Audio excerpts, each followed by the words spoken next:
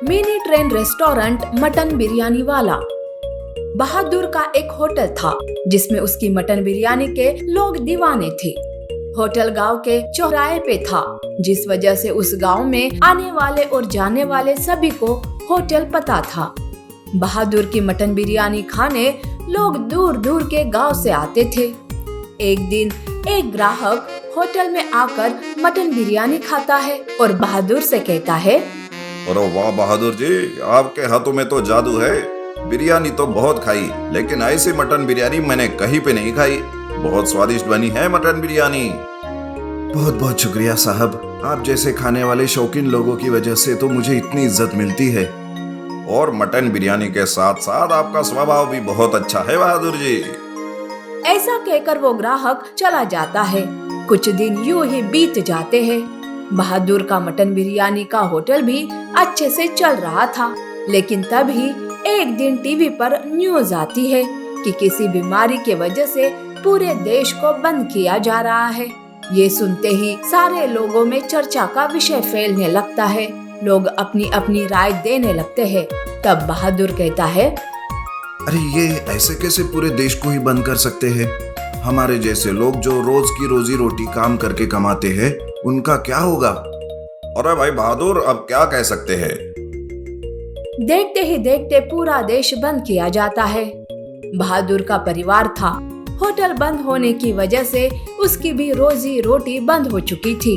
तब उसकी पत्नी उससे कहती है, सुनो, बीमारी की वजह से देश को बंद कर दिया है, जिस वजह से हमारे होटल के साथ साथ सब कुछ बंद हो गया है। घर में राशन भी 2 दिन का ही बाकी है, उसके बाद क्या करेंगे? अरे तुम टेंशन मत लो, मैं कुछ करता हूँ। बहादुर को पता चलता है कि कुछ दुकानें जिनमें हर रोज की जरूरत की चीजें मिलती है, वो शुरू रखने का अधिकार सरकार ने उन्हें दिया है। तब ऐसे ही एक दुकान में जाकर बहादुर दुकान मालिक से कहता है, अरे साहब, आप अपनी दुकान जैसे शुरू रख सकते हैं, क्या ठीक उसी तरह मैं अपना होटल भी क्या शुरू रख सकता हूँ? अरे नहीं नहीं बहादुर, तुमने होटल शुरू भी रखा तो होटल में आएगा कौन? अरे लोगों को ही बाहर आने से मना किया गया है। इस तरह से बहादुर को पता चलता है कि होटल शुरू नहीं कर सकते। बंद के चलते दूसरे महीने में उसकी कोई आमदनी नहीं हो पाती और उसे अपना होटल किराया न भरने की वजह से बंद करना पड़ता है। तब बहादुर की पत्नी कहती है, अजी सुनिए, अब हम क्या करेंगे, क्या खाएंगे? होटल भी बंद हो गया अब तो। मैं भी वही सोच रहा हूँ, देखते हैं कुछ ना कुछ तो हल निकल आएगा। पूरे देश के लोगों का यही हाल है। कुछ महीने बीत जाते हैं और आखिर में देश बंद से बाहर निकल आता है। लेकिन जब बहादुर अपना होटल फिर से शुरू करने जाता है तो वहाँ बिल्डिंग का मालिक आता है और वो कहता है, अरे बहादुर, अब तुम ये होटल शुरू नहीं कर सकते। अब इस जगह पे मैं अपनी मटन बिरयानी बेचूंगा। तुम अपना कोई और ठिकाना देख लो होटल खोलने के लिए। बहादुर नाराज होकर वहाँ से घर चला आता है। नाराज बेटा सोचता रहता है कि आखिर वो करे तो क्या करे। तभी उसकी पत्नी उससे कहती है, सुनिए, आप मटन बिरयानी का होटल शुरू करने से पहले जब एक ट्रेन की बोगी में होटल शुरू किया था, वैसे ही कुछ अगर अभी किया तो कैसा रहेगा? वो वक्त अलग था और वैसे भी वो बोगी अब वहाँ नहीं है। एक अलग ही मिनी ट्रेन वहाँ पे है। देखिए, लोगों को आज अलग ही चाहिए। जो अलग होता है वही तो बिकता है।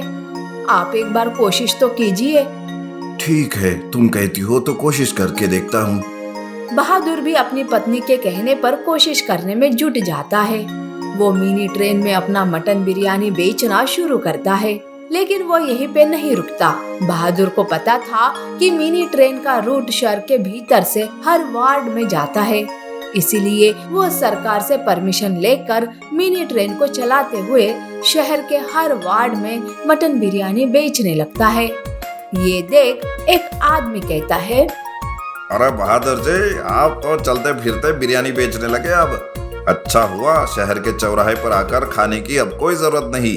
अब तो आप घर घर में आकर मटन बिरयानी दे सकते हो। इस तरह से कुछ लोग घर पर लेकर तो कुछ लोग मटन बिरयानी उसी मिनी ट्रेन में बैठकर खाते तो कभी उससे डिलीवरी लेकर खाने लगे। धीरे धीरे बहादुर की मटन बिरयानी फिर से लोगों को मिलने लगती है।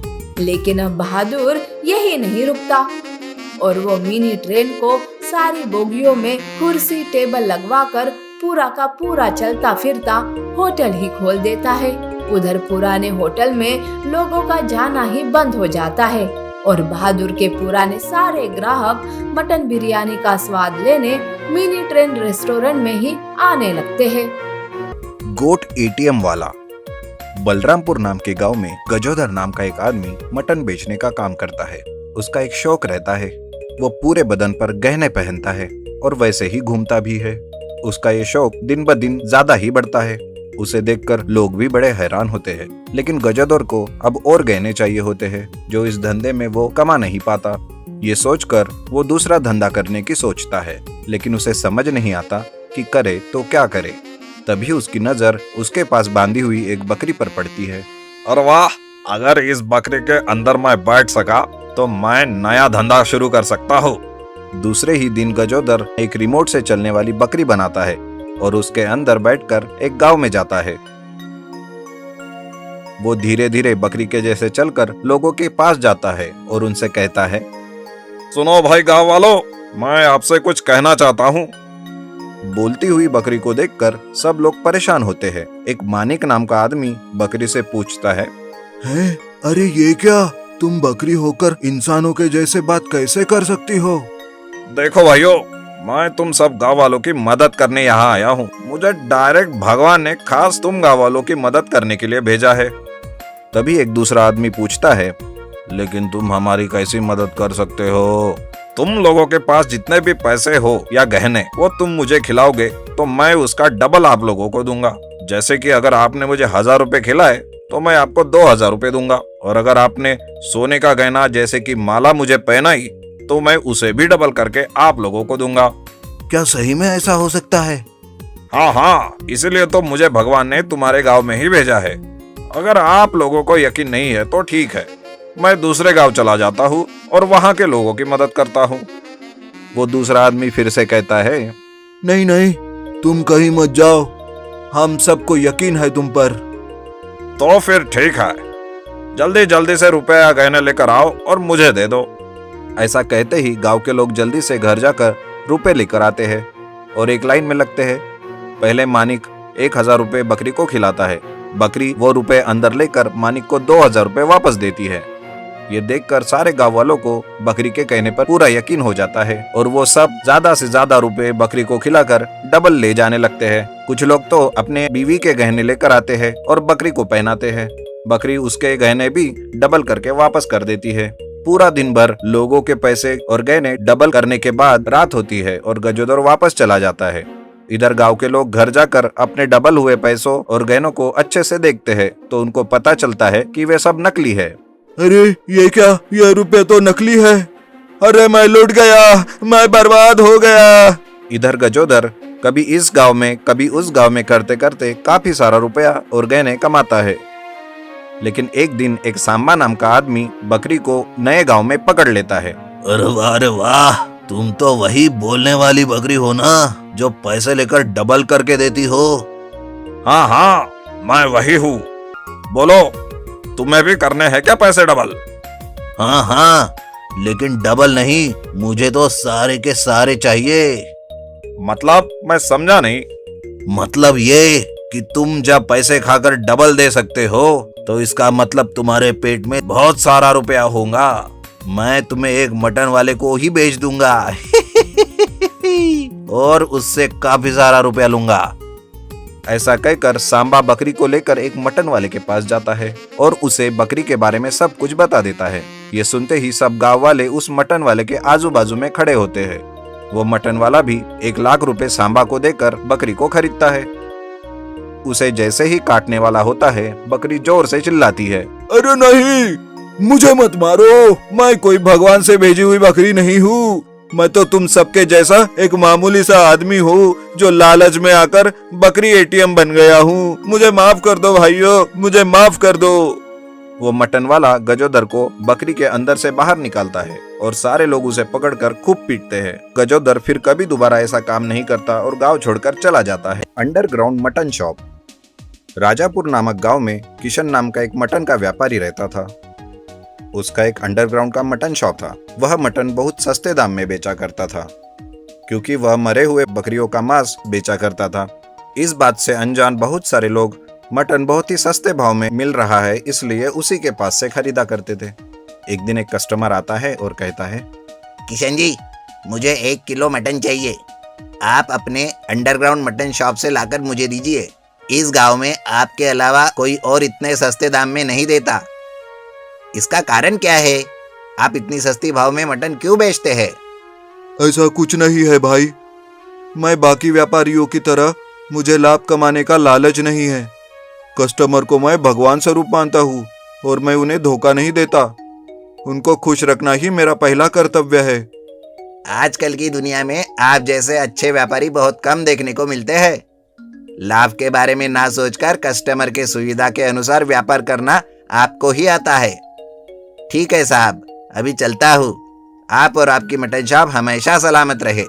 इस तरह कस्टमर के जाने के बाद किशन अपने मन में सोचता है, हाँ ठीक है, यह कस्टमर की बातें है। सस्ते भाव में मिल रहा है इसलिए खरीद रहे हैं, लेकिन माल कैसा है कोई नहीं देख रहा। पागल लोग, मरे हुए बकरियों का मांस बेच रहा हूँ। अगर यह बात जानेंगे तो उल्टियां कर करके मर जाएंगे।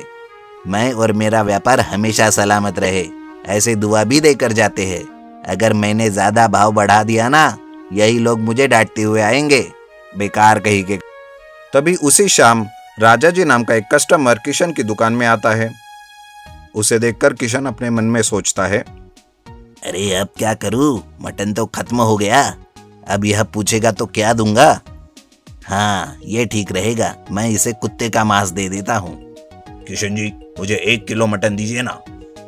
आपके यहाँ पे मटन बहुत अच्छा मिलता है, इसलिए मैं हमेशा आपके पास से ही मटन लेकर जाता हूँ। अरे अभी मटन खत्म हो गया है साहब, आप कल सुबह ही आ जाइए, अच्छा मटन दूंगा। अरे किशन जी, ऐसा मत कहिए, क्योंकि आज मेरे घर मेहमान आए हैं। मैं उनको मटन खिलाने का वादा कर चुका हूँ और आप मटन नहीं कह रहे हो। आप कैसे भी करके मुझे मटन दीजिए ना, नहीं तो मेरे रिश्तेदारों के सामने मेरी नाक कट जाएगी। अच्छा ठीक है, आप इतना कह रहे हैं इसलिए मेरे लिए एक किलो मटन निकाल कर रखा था, वही ले जाइए। वाह वाह किशन जी, यही तो आपकी अच्छाई है। जल्दी कीजिए, मुझे जाना है। इस तरह किशन राजा जी को कुत्ते का मांस दे देता है।